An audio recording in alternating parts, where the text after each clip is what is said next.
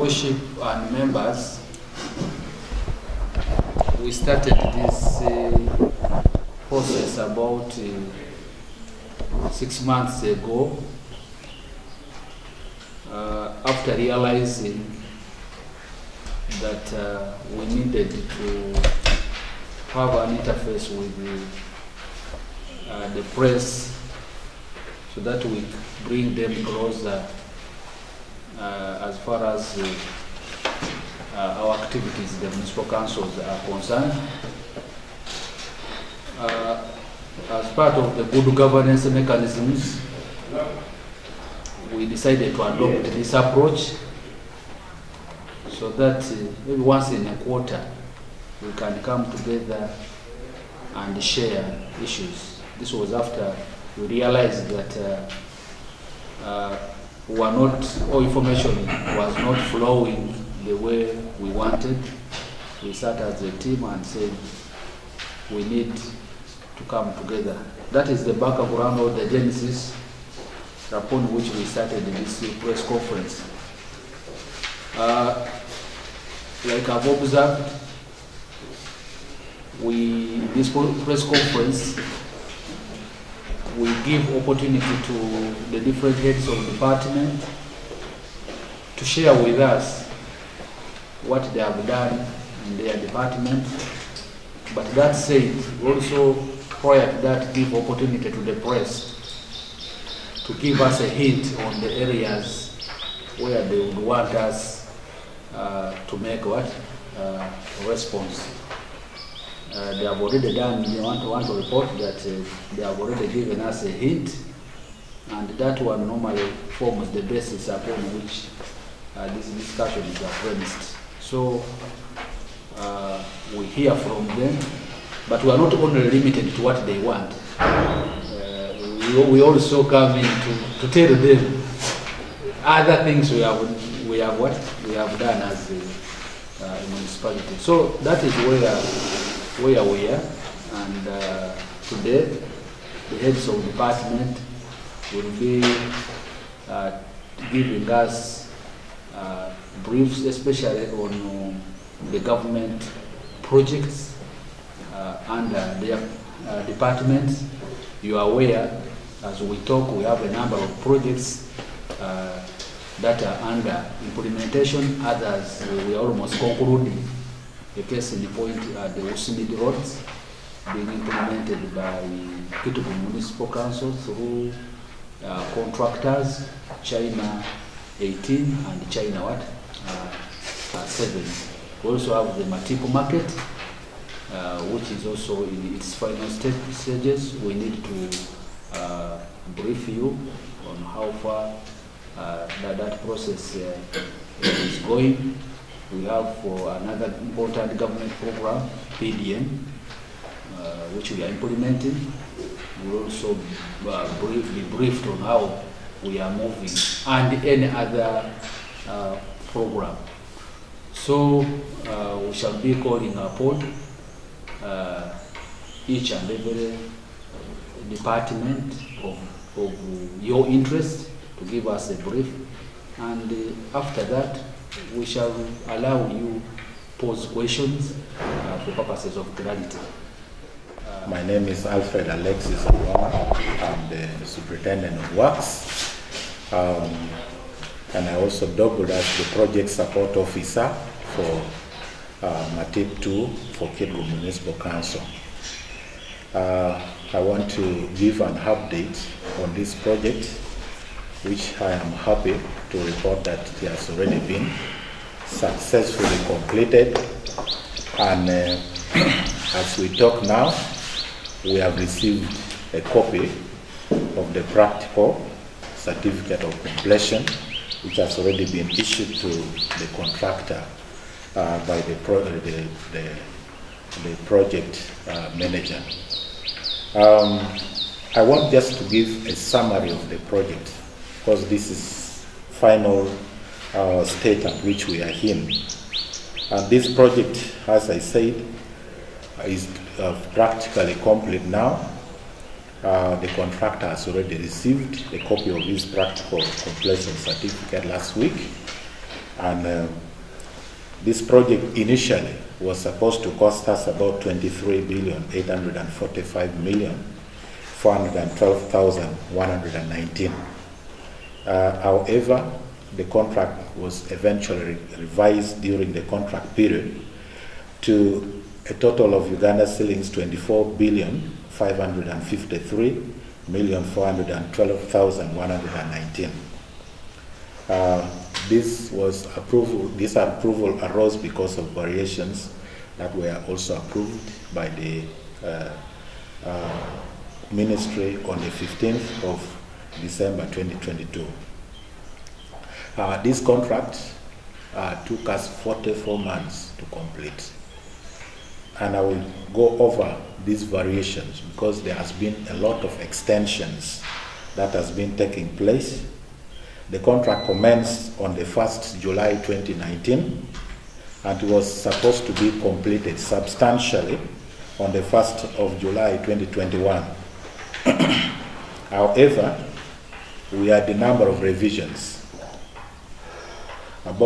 We extended the contracts about 6 or 7 different times. The first extension was extended from 1st July 2021 to 30th of November 2021 for a period of 5 months. These arose because of 3 major problems. The outbreak of COVID-19 was one of them, too much rainfall during the period, and the encountering of difficult ground conditions when they had just started with the basement construction. So we extended, the contract was extended for 5 months. And then the second extension was from November 30th to 31st January 2022 for 2 months. This one came as a result of the second wave of COVID-19 that came, and where 3 staff of the contractor tested positive, and the work had to be halted. So that extension had to be made for 2 more months. Later on, another extension of 2 months was done to 31st March of 2022 because of some changes in the design that was realized. We felt we needed to have an external septic tank which is big and can accommodate all the 2 blocks of the market. So we had to redesign the drainage system to channel all the wastewater from block A up to the septic tank, which is located in block B. So those design changes had to go with time changes also, and we had to extend the contract for another 3 months. And then later on, it was also extended from 30th June to 31st of August for another 2 months because of some of the variations we realized also in mechanical and electrical installations. Initially, in the design, the market was not designed to have separate transformers. But later on, we saw the need of each block having a separate transformer, and those variations had to come up with also time changes, and we had to extend the contract for another 2 months. It was later again extended for another additional variation in mechanical and electrical for another 3 months to the 30th of November 2023 over the same reason. And then the final extension was done up to 28th February this year. This was basically because of the additional variation of work, the scope of work, to cover up the compound works, which initially was not in the contract. So it was extended for another 3 months. That's why finally the contract had to take 44 months. What does this mean? It means the works currently is substantially complete, and it was substantially completed on 28th of February this year. But after that completion, 3 different inspections were conducted to make sure that we are ready to give the certificate of practical completion. So those inspections were done in April immediately, and in June, and the last one was this month on the 10th, which was done. Further inspection is yet going to take place, because after this, the defect liability period started immediately with effect from the 1st of March this year, and is going to end on the 1st of March next year, 2024. Now, within this defect liability period, there will be defect monitoring for any other defects, operational or otherwise, that may arise during the operation of the facility. And we shall be noting these defects and bringing to the attention of the contractor to have them fixed. So we shall finally have another inspection at the end of the defect liability period. Now, what does this practical certificate of completion mean to us? Number one, it means that the client, that is the Ministry of Local Government, has now accepted that the work is completed in accordance with the contract documents they are issued to the contractor. Number two, it still means that the contractor shall maintain responsibility for the security of the building up to the satisfactory completion of the defects that is going to be identified and fixed. So those are the meanings. I want to appeal for challenges that currently we are facing around the facility. We have two major challenges that I feel this should be addressed to the community. This is our property, and the first challenge that we have started noticing is vandalism of the glasses by unknown people. We always discover that these glasses get broken in the night, and the contractor is currently fixing them. Has so far fixed all, but we do not want this practice to continue. Number two is the vandalism on our trees we have planted. One, by human beings.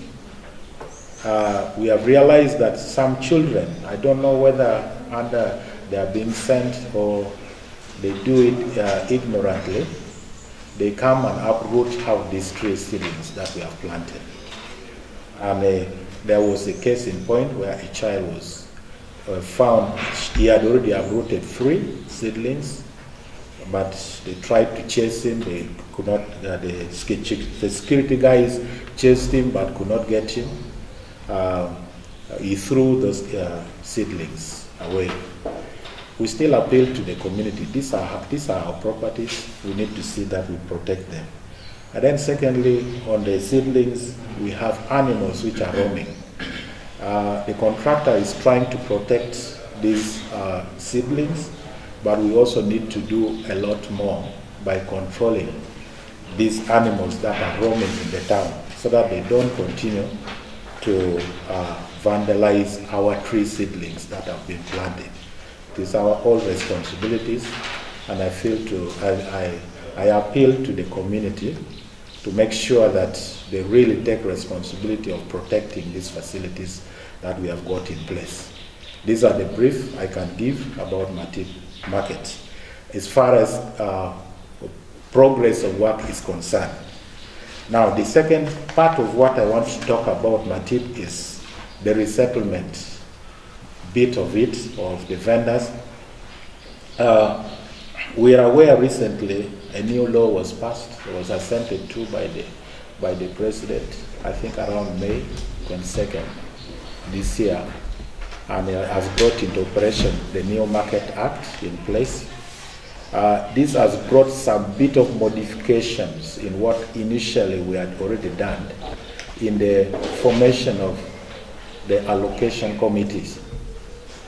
You will recall that the town clerk previously had already made nominations to the ministry of the names of the people who should constitute the allocation committees.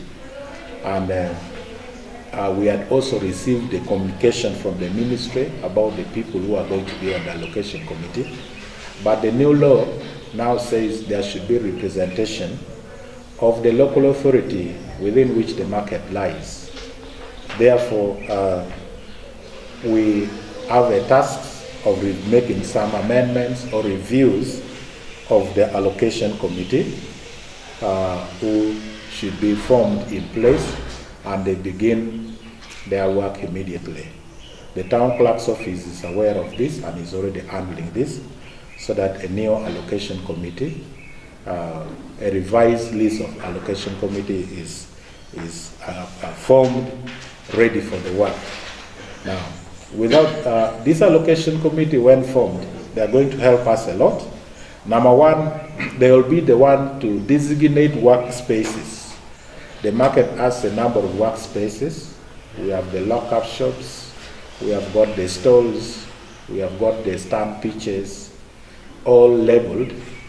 Now, it's the role of this allocation committee to familiarize themselves with the market in terms of these workspaces, and they should be able to know that we are going to fix this particular commodity in this workspace.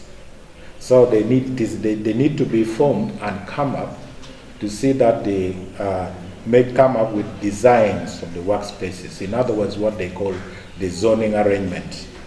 So we want them to come up and do this immediately, prior to another activity that they are supposed to do, which is the allocation of the workspaces. So much as the project is complete, the other part of the resettlement of the market vendors is also ongoing, and all this shall be handled concurrently so that we have our vendors back in the market. On the youth meet projects, we do not have much to update to the public, apart from reporting that the two major road projects that were contracted out to the different companies have substantially been completed. Contract number one, which we always refer to as priority roads, which comprised some roads within the central business district and other roads in Pandong division, that side of eastward, substantially got completed in March, and the project is done at the defect liability period. Now, within this defect liability period, there are some outstanding activities that are currently ongoing. The contractor has been winding up with the drainage system work, which has been taking place. As you go to quarters, you will see them going on. And they have also been finalizing with the stone pitching along the roadsides where the slopes are steep. They are trying to protect the soil through stone pitching. And then one activity that they are also going to handle during this defect liability period is to construct a laboratory where we are going to have our testing equipment stored in. Anytime this project is starting and is part of the contractual obligation under the defect liability period. Then 1 year after, we shall do the inspection and confirm whether everything is still in place, and the contract will be completed there. While for project number 2, which we call additional lot 2 roads, about 2.09 kilometers of work was done, and is already substantially completed. This contract was in 2 phases. Phase 1 was about 13 billion shillings, and phase 2 was about 5 billion. The phase 1 is now substantially completed, and phase 2 at the time of signing was subjected to the condition that there will be availability of funds, then we will implement. And in any case, we could not have the money, it will be rolled into the next project phases. So we can report that phase 1 is now substantially complete. The contractor is also still under defect liability period, and there are also other sets of activities that are going to take place during this defect period. We have been in touch with the contract manager, the then contract manager, who is still offering some support to see that this project is wound up and everything is still progressing as planned. So maybe to report on that project, I think about 2-3 weeks ago, we received a communication that there were some people who were aggrieved because of the roadworks that passed through their properties, and they communicated to the higher authorities, and we were able to engage them. We had a fruitful discussion with them, and we have been able to have a common agreement on how to address their issues. We settled those complaints, and we agreed together and formally signed it off, and we expect to see that we completely address their issues. So apparently, those fellas who complained already have no problem with us or with the project, because we have sat them down and have a common position on how to address their problem. That is the little this year I can report on the USMID projects. Okay, thank you so much. It's to do with now financing. Given the current trend of events, an instruction was issued, but we told the contractor not to undertake the works, not until we get clarification on the on the funding, given the mismatches between Ministry of Lands and Finance. We wanted to settle that. Technically, we are handling that, and even our political team has been told we are sorting out a few issues. Then we approach the ministry, because already there is an outstanding obligation. We don't want to make an overcommitment into another phase, even before we conclude what. So we are sorting out a few issues. Immediately it's done, then we shall approach Ministry of Lands and Finance for further guidance. But like you are told the other time, part of our money, about 13 billion, had been swept. They only managed to revolt 8.2 billion. So to us, we still demand Ministry of Finance approximately 5 billion. So this is the clarity we need. About USMID 2, you are skeptical about the issue of funding, and what you've heard about the World Bank pronouncement. New projects might not be funded. New, and USMID 2 is part of the new. What we have done so far, we have identified the roads. Our team identified the various roads to be worked under USMID 2, because the current USMID 2 is ending in December, this coming December. So we expected USMID 2 to begin immediately. But like they say, there are still debates between the government of Uganda and the World Bank. Maybe we just await communication, but as far as we are concerned, the source of funding is not very clear. So that is what is happening. But the moment we get clear information, then we shall let you know on that matter. There's a cry in the general public about continuation of USMID in the municipality, especially about the ping pong between government and the World Bank. Cabinet at the moment is at advanced stages of negotiating with the World Bank leadership, and to that effect, the cabinet of Uganda has not communicated anything on local governments, whether to uphold or suspend this project, which is already approved. So I think there is still light at the end of the panel.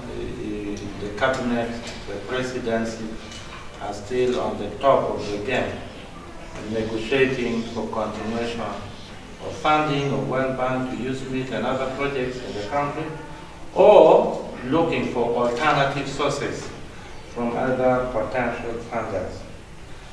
The second thing is, I think this is a very important press briefing. The issues of completion of the road being implemented by China Railway 7 Group. China Railway 7 Group, you know, Mr. Kampla, has two lots. Lot 1, which is almost complete, and Lot 2, which you issued instructions, but you put it on hold a little because of the challenges of financial flow. We want to put it clear to the people of Kitgum that at the beginning of Q1, the municipality received some substantial amount of money from Ministry of Finance for capital development. It's around 4.7 billion. That money is intact. It is envisaged that this money will be used to pay outstanding balances of China Railway 18th Group, which is on around 1.something billion. It is envisaged that this money will be used to pay pending certificates from China Railway 7 Group, which is not very much, it's something less than 2 billion. It is also envisaged that this money will be used to procure street lights. For this project. As you may be aware, Mr. Engineer, when you say substantially completed, the press people may take it up that everything is already done. The street lights on this road is not yet completed. I think the technical team, maybe by the town clerk, are working around the clock to see how we can secure the street lights, and it should be fixed. The only challenge now we are left with is securing another 5 billion for Lot 2 of China Railway 7 Group. Our eyes are on the road. The political leadership of Kitgum at the national level have been informed. We strongly believe if there is any release in second quarter, if there is a release of something close to 5 billion, I think that will give a ticket to the town clerk to proceed with the road from Pleasantview to the Dojo, or KNPP to the Dojo, then that one surrounding Cactus Hotel. My name is Michael Kilamara, Principal CDO. Under community-based service, we have about 4 CDOs. There's 3 CDOs based at the Division 1 at the headquarters, and as well we have the labor officer based at the headquarters who handle the issue of labor-related issues. And then we have the focal point person for PDM, so based in community-based department. But let me go straight to the status of PDM as per this morning, because I made phone call. Pandong Division, yesterday they made payment of 105 beneficiary and a Gubi. 105, they received their money in the course of 2 weeks, that's Alang Ward, and as well Pandong Ward. 47, the remaining from Gubi.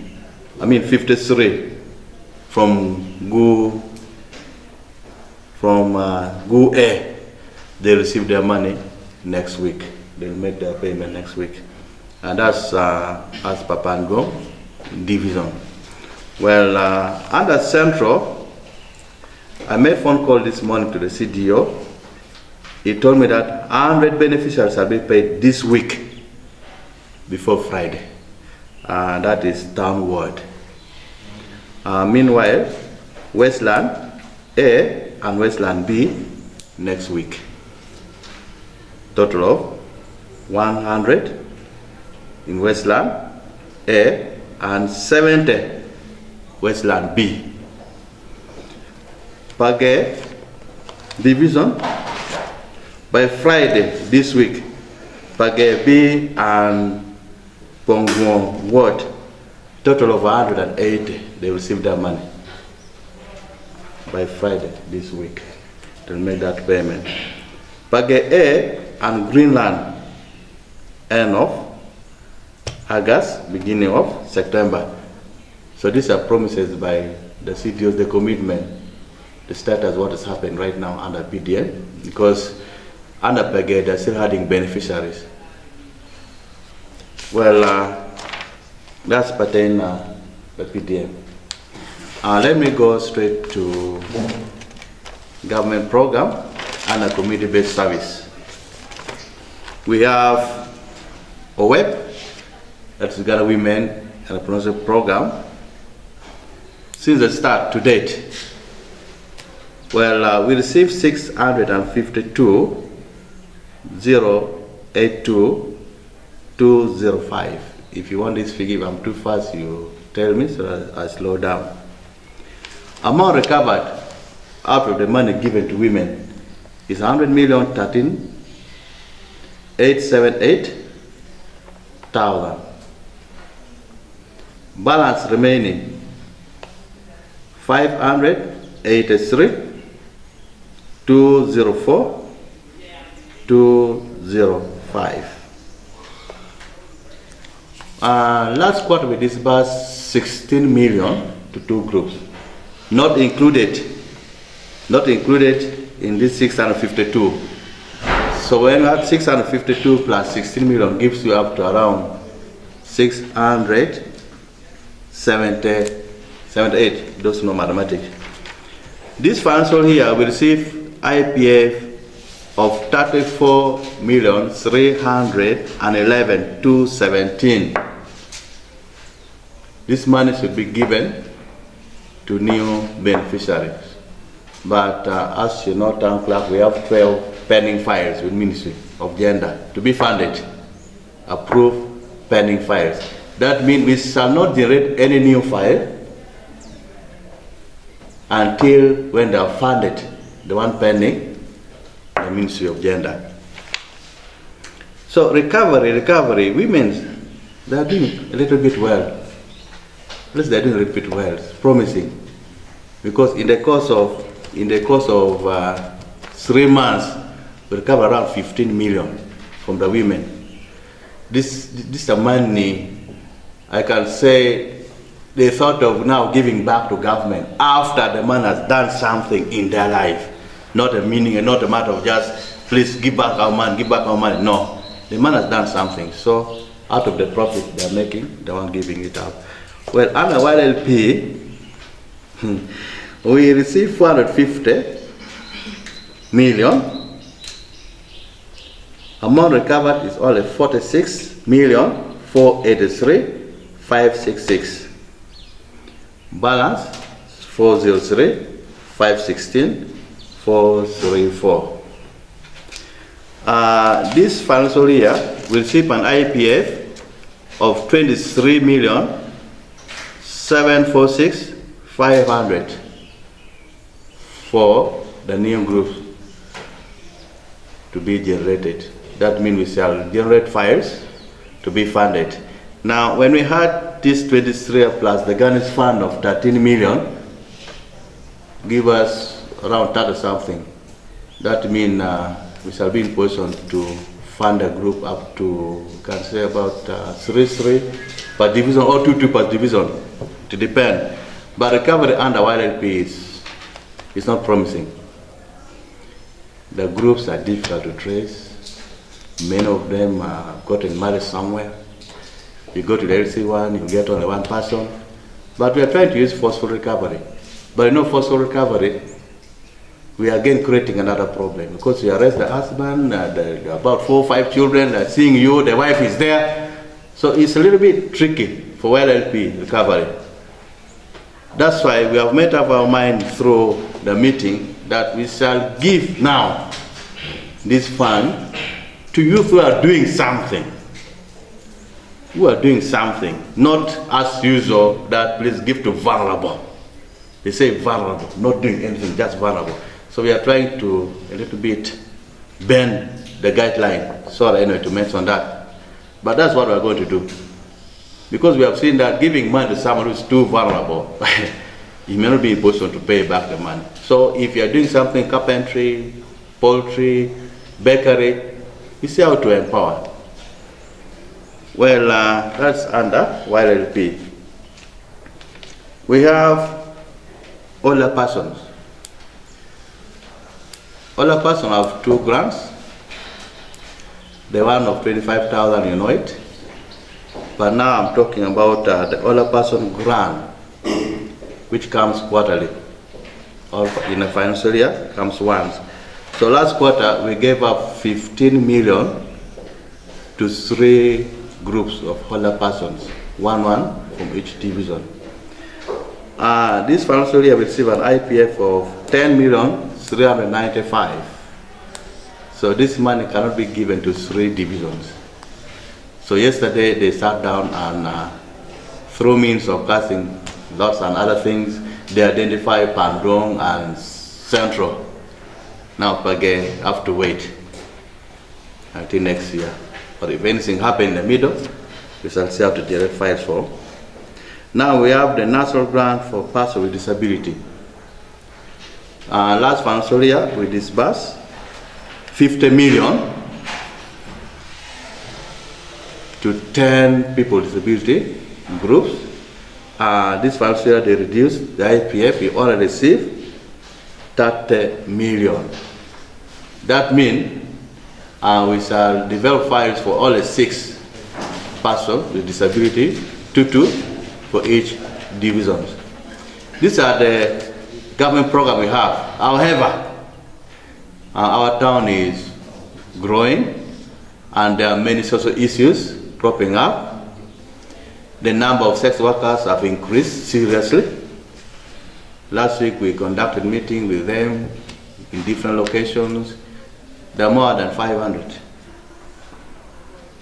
Thank God, underage is not all that found among them, apart from other NGO.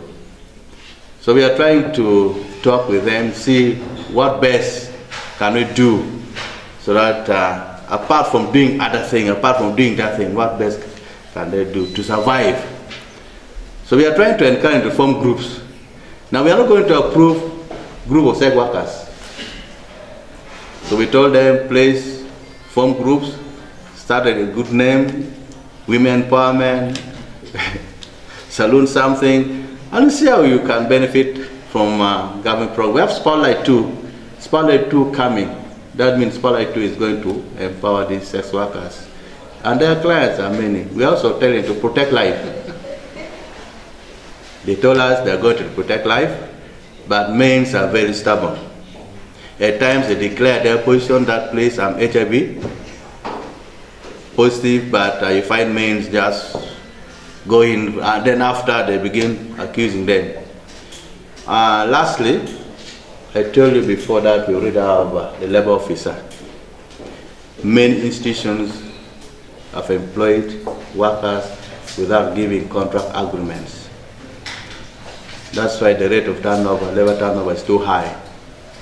So this week and next week, we are going to call for a meeting of both other stakeholders, including the media, so that we sensitize the community, we sensitize the youth that when they are doing something, please let the person give them something small, agreement letter. You are going to work for this hours, I'll pay you this. That will safeguard them. But many institutions, especially private schools, I will not mention their name, private schools. We have summoned many of them, and they have made payment here in front of us. Some 2 million, some 1 million. Now we have the major one still coming. I believe they promised that by next week they will clear the teaching staff who have gone before, without salary for almost 7 months.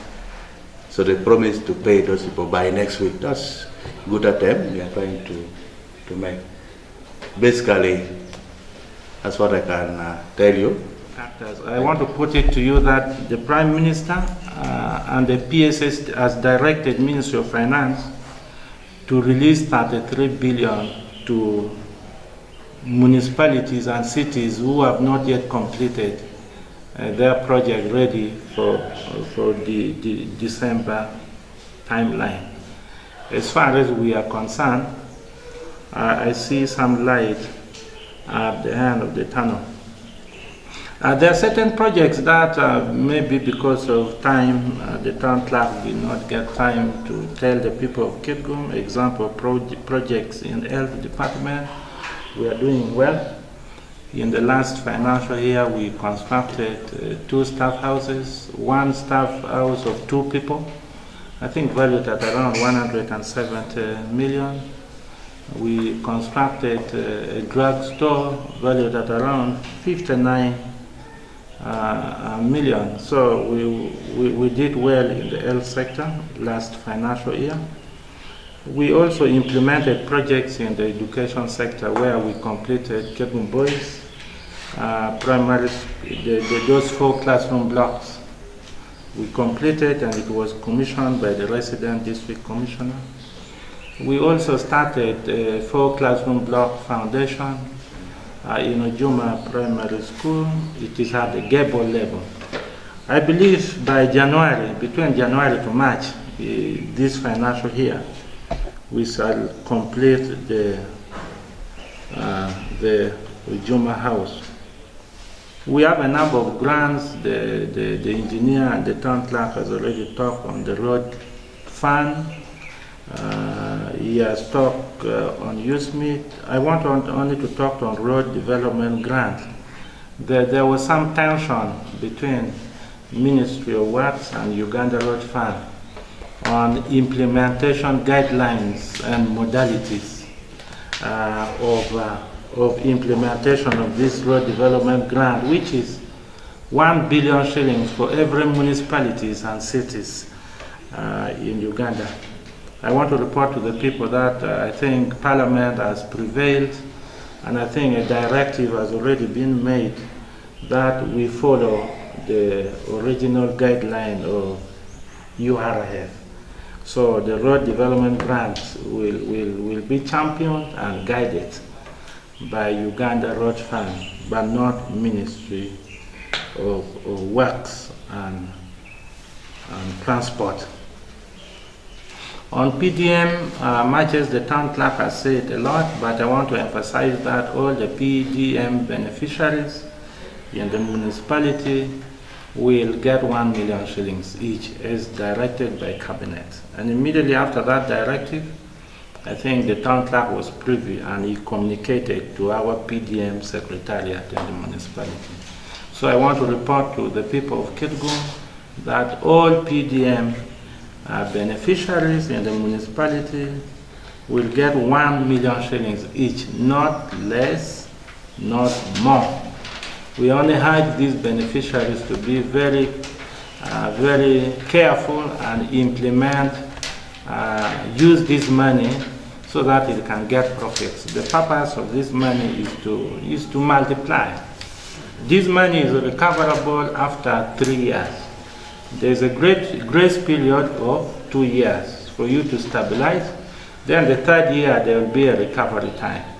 So much as you have got 1 million shillings each, I also want to emphasize that that money is payable back. Use it correctly so that it multiplies. I urge you not to use this money for payment of December of school fees of 3rd term. Because if you pay it with school fees of 3rd term, then you are finished. The profits, yes, you can use it the way you like, but let the capital of 1 million shillings be intact. We are gearing towards commissioning of our main market. I hope the market vendors are now ready.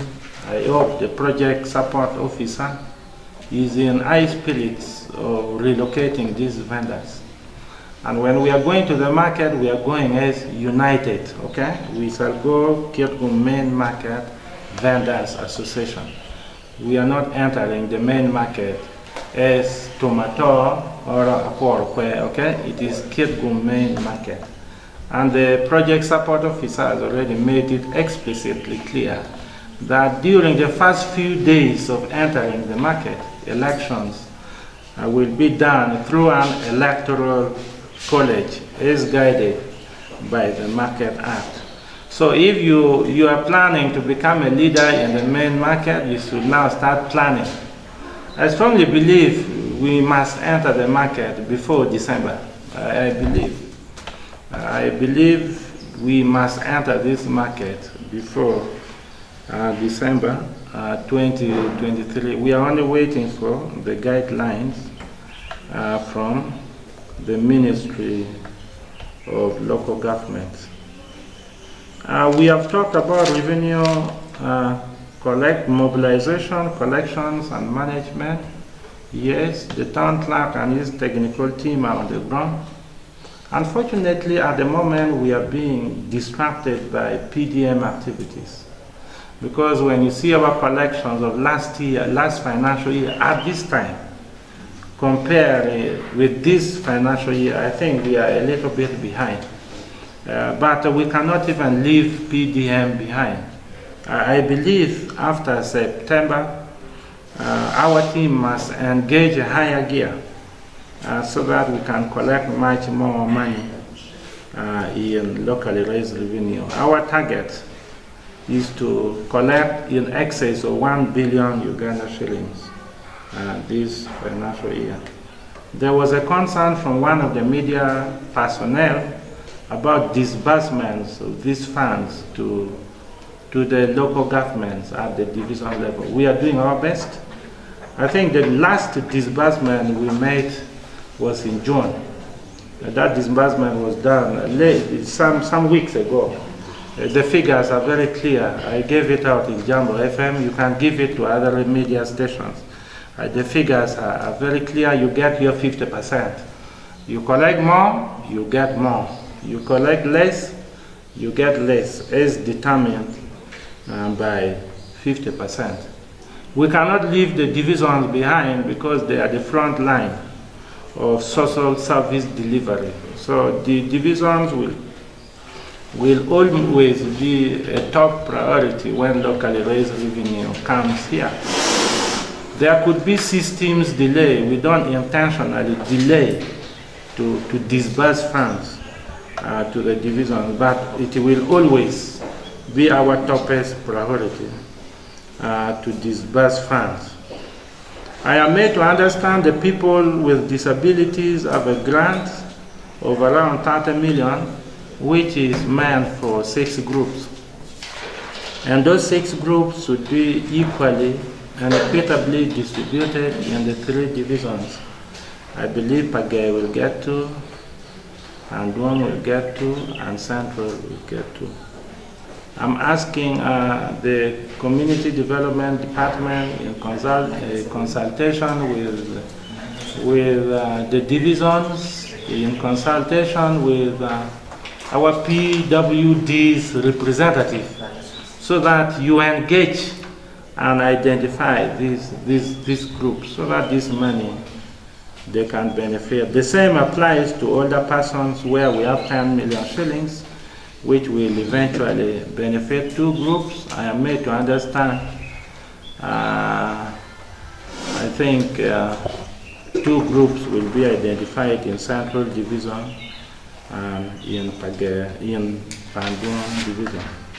Mr. Town Clerk, to conclude, you know, under the laws you have in your hands, we are under obligation to monitor and supervise all development projects in the municipality. And when we talk about the municipality, we mean Pagay Division, Pandung Division, and Central Division.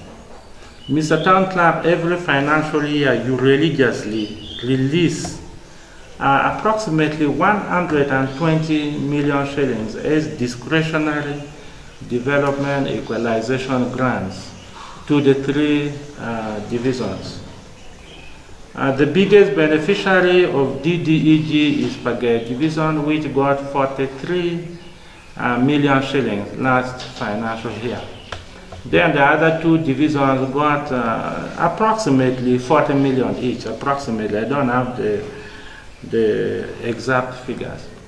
Mr. Town Clerk, you are concretely aware that there are tight guidelines of implementation of discretionary development grants, because these are conditional grants. They can be discretionary, but there should be condition to development expenditure. Mr. Town Clerk, after a thorough investigation involving technical people, we have scientifically established that Pagé Division has totally abused discretionary development grant. I want to put it on notice because it is my duty to monitor and supervise these divisions, and when they are not good, doing well, it is my duty to raise an alarm. Mr. Town Clerk, the division had a budget, the outstanding budget of 55,498,422 shillings. I'm talking about Pagé Division. Under administration, they planned 7.5 million for acquisition of a motorcycle. Under production, they planned 7.5 million for acquisition of land for slaughterhouse. Under works, they planned 35,498,422 for road works. And under community, they planned 2 million shillings for monitoring. And under planning department, they planned 3 million shillings for needs assessment and a budget contract. The Town Clerk, in your own wisdom, you released 43 million shillings to Pagé Division in the last financial year. Unfortunately, Mr. Town Clerk, the work plan and budget of DDEG of Pagé was altered. It was altered to the extent that 21,704,000 was used for council tour, which was in contrary to the work plan and budget of the said financial year. I don't think if this is lawful. Mr. Town Clerk, 2,008,200 shillings was used to pay taxes. How can conditional grant be used to pay taxes, and what kind of taxes are these? This is grossly unacceptable. Additionally, 947,000 shillings and 52 was used for payment of council allowances and bank charges. Mr. Town Clerk, this one is totally an abuse of conditional grants. It is against that background that I am asking you, the Town Clerk, to do everything within your mere administrative means to hold Pagé technical and political leadership culpable. Because this was development grant, if it can be recovered through their locally raised revenue so that it does development projects in the municipality. There are many development projects we can propose, like procurement of furniture in the various schools, like fencing of the office block, and many other things, not to our council. I beg to submit, Mr. Town Clerk. As far as Pandung Division is concerned, they used their money very well. 50 million shillings was used for procurement of land for Ojuma Primary School. To us, we are extremely grateful because they also topped almost 12 million shillings to our DDEG to buy land for Ojuma. So we are happy for Pandung. For Central Division, Mr. Town Clerk, we are also very happy because they are building an office complex of 300 million using DDEG funds. That is what we want, and they are also topping up their money. It is against that background that I'm advising all the division political and technical leadership to always obey guidelines issued by the municipality Town Clerk on implementations of DDEG. Otherwise, we are extremely grateful. We shall continue support supervision so that we empower all our divisions to move forward for a better municipality. On that note, therefore, I want to thank all of you, all the media houses, for personally attending this very, very important press briefing. I want to thank the town clerk and the entire technical team for being very helpful in the initial and the final stages of this important press briefing. I want to thank my team, the municipality executive team, for always being together when it comes to issues that matter. I say all this for God and my country. Thank you.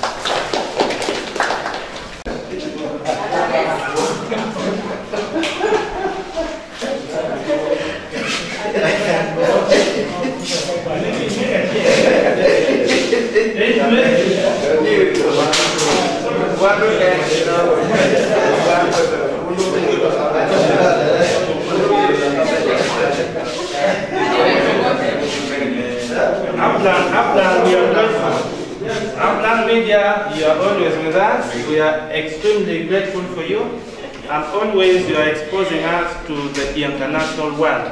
You cross boundaries.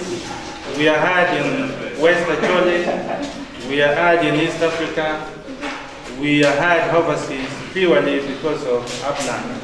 We congratulate you and pledge to support you from time to time. Thank you.